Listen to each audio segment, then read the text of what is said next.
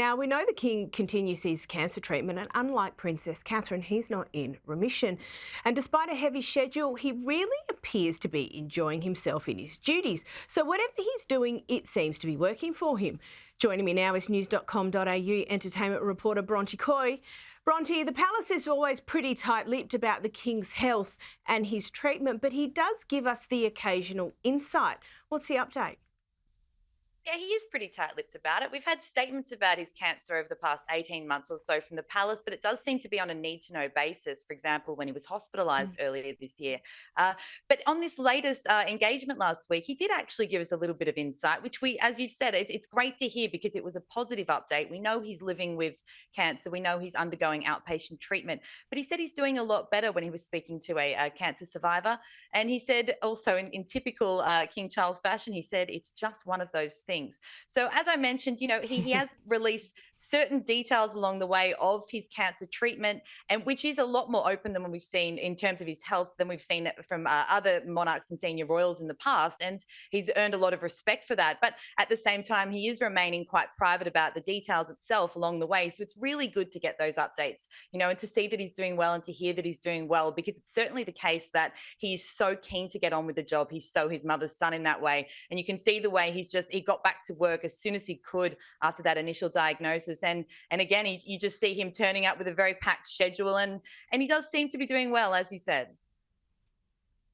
Speaking of that packed schedule, this week the King met with Indian Prime Minister Narendra Modi at Sandringham. Tell us about this visit. Yeah, he did. It has been a busy year, and we've also just had the French state visit. So, yes, the King's been keeping busy. This was part of a 2-day visit from the Indian Prime Minister, which was largely to discuss the free trade deal, which he'd signed earlier in the day before meeting with King Charles. That deal was 3 years in the making, so quite a big deal, particularly post Brexit. And so the King hosted the Prime Minister at Sandringham, and it was a very friendly chat, it seems. And the Prime Minister also turned up with a tree sapling as part of an environmental initiative that he himself had launched. So absolutely the way to the King's heart there with plants and gardening and the environment. But this is a really great example of that soft power and the diplomacy that King Charles wields, because it's very much working in tandem with the UK government. We see, the serious formal conversations underway, and the fact that he'd signed this deal that was so long in the making, and then was hosted for this very friendly, pleasant chat with the King. So it's that way of seeing the UK Prime Minister working in tandem with the King, and it kind of is that package deal of these visits from dignitaries.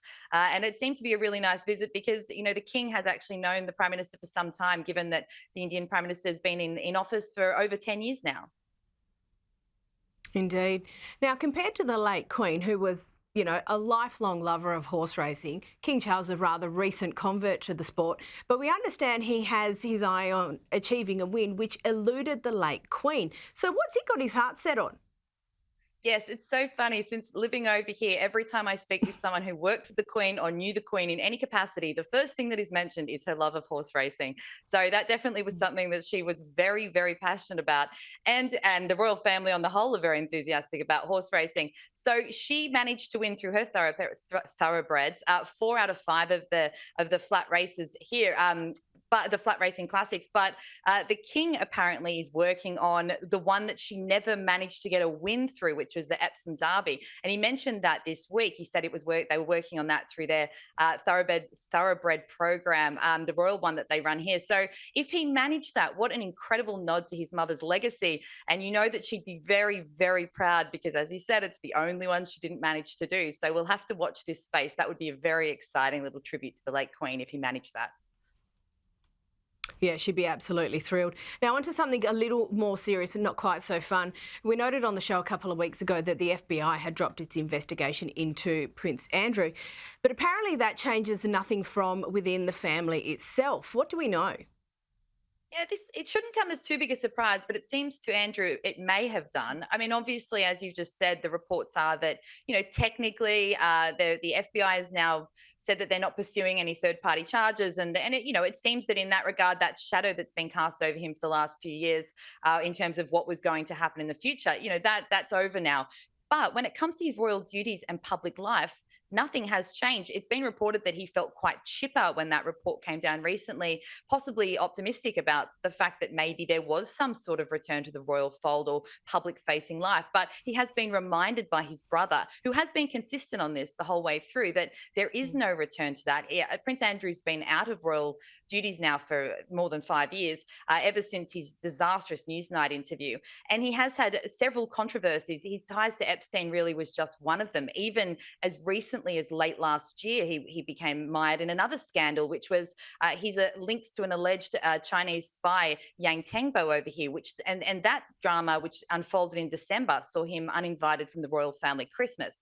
So in terms of all of that, at the very least, Andrew is accused of just very poor judgment along the way. And there is no appetite from the British public over here for him to return to royal duties. There seems to be no appetite at all from the king. And it was that reminder to Andrew that despite the fact that now, yes, of course, it's a relief for him that the line has been drawn in the sand by the FBI, in terms of his future, he will probably just continue living life the way he currently is, which, by many accounts, is that it's largely reclusive. He lives in, to be fair, a very large and beautiful estate, but he doesn't have that public life, and there really doesn't look like there'll ever be a return to it. No, and I think that's right. I don't see there being the public appetite, and for the royal family, who is trying to be relevant and relatable, it just does not fit with that strategy at all. Now, one last story, and we did touch on this last week, the investigation at Highgrove Gardens. We understand there's an update. Yeah, so this has been unfolding, as has been mentioned previously. There had been complaints from staff at Highgrove and working in the gardening department there that they were underpaid and overworked. That's actually run by the King's Foundation, not the Palace, and they had released a statement previously saying that the King was very proud of the gardens and what they'd achieved there, and that their staff turnover was below the national average.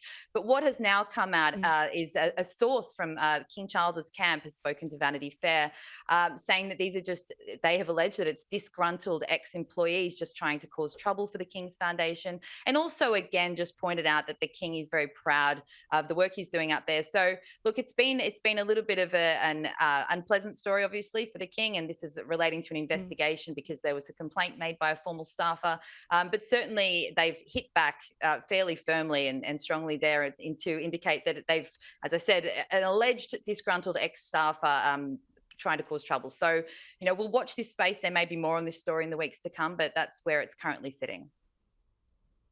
Wouldn't be the first one. Bronte Coy, thank you as always.